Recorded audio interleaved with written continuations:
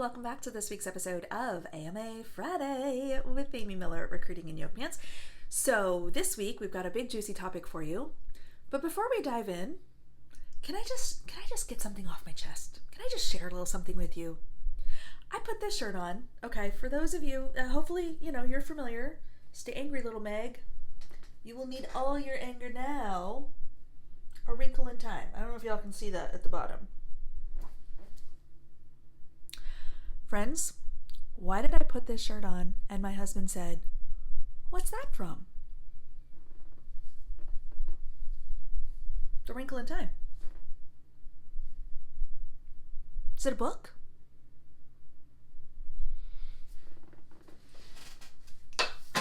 Happen to have it on the bookshelf in my office. Yes, it's a book. How, after 35 years of knowing this man, did I just learn that he has never, ever heard of, let alone read, my third favorite childhood book?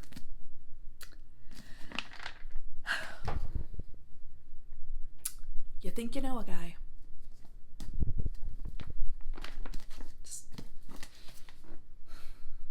Anyway, to the point. I gave him a fair ration of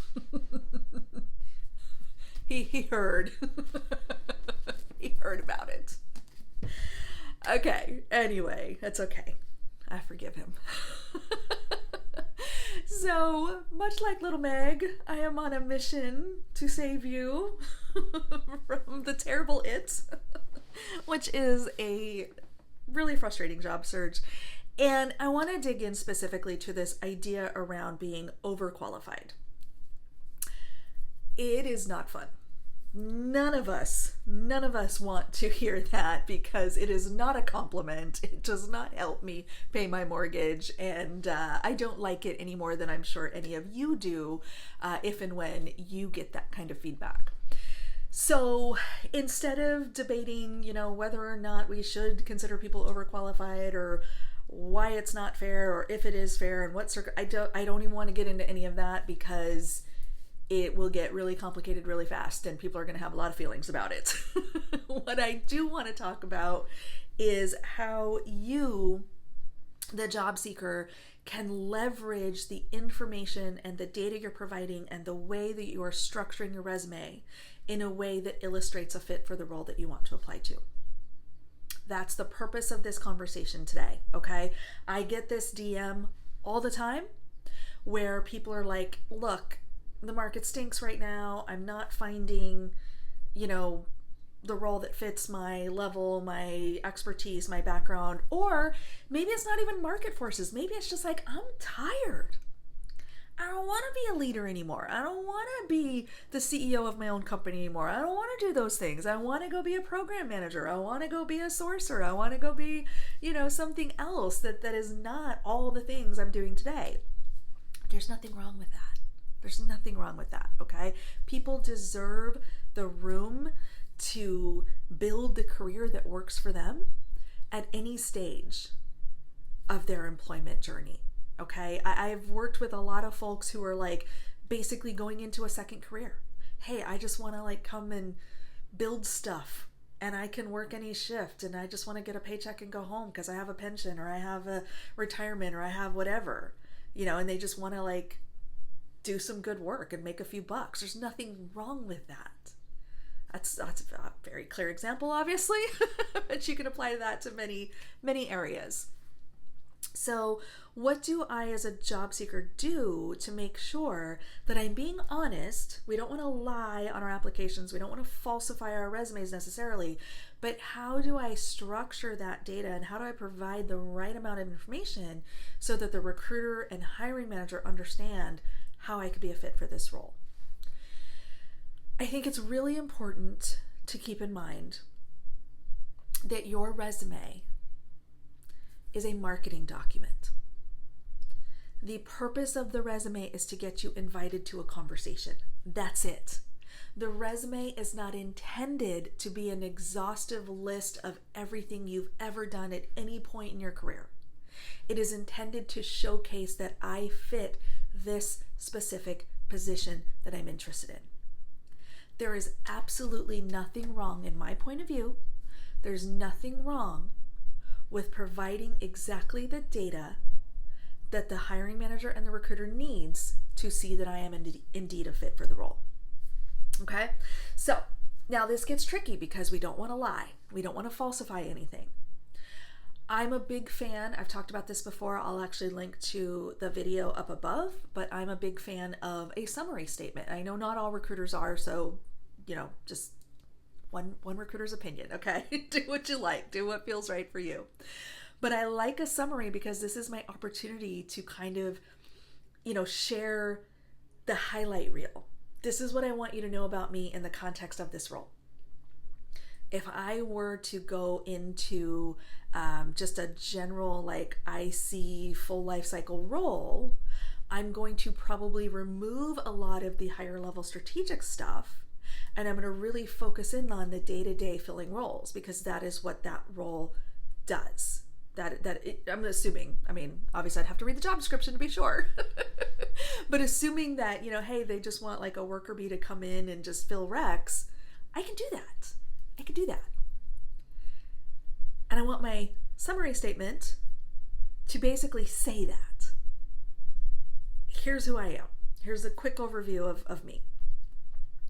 Now, in my work history, in my accomplishments, in my measurable bullet points that I'm adding, I'm focusing in on those key requirements.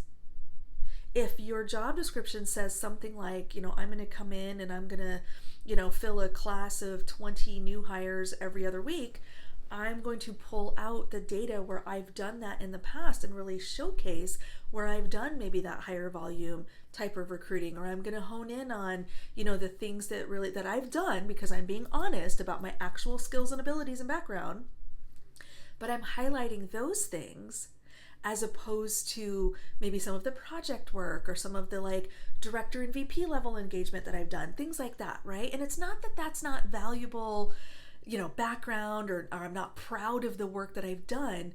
It just doesn't necessarily sell me for the role that I'm applying to. So for me, I gave myself permission a long time ago to target my resume to the role that I was interested in, as long as I was being honest. So does that mean I downplay certain parts of my background and kind of, shine a light on other parts of my background? All day long, every day, gonna do that. Because I understand that the purpose of that document is to get me invited to the interview. Now, whether or not I ultimately get hired or pass the interview, or I might get into that interview and they dig into my background a little bit and they ask questions and they kind of peel out oh dang, you've actually done bigger stuff than this. Yeah, but this is what I want to do next. This is what I'm focused on. There's nothing wrong with that. Now, I will also tell you, and this is probably going to be rare, I can only count maybe 2 or 3 times in my career that this has happened, where I've gone through an interview like that. I've kind of adjusted my resume to fit the role I was applying to.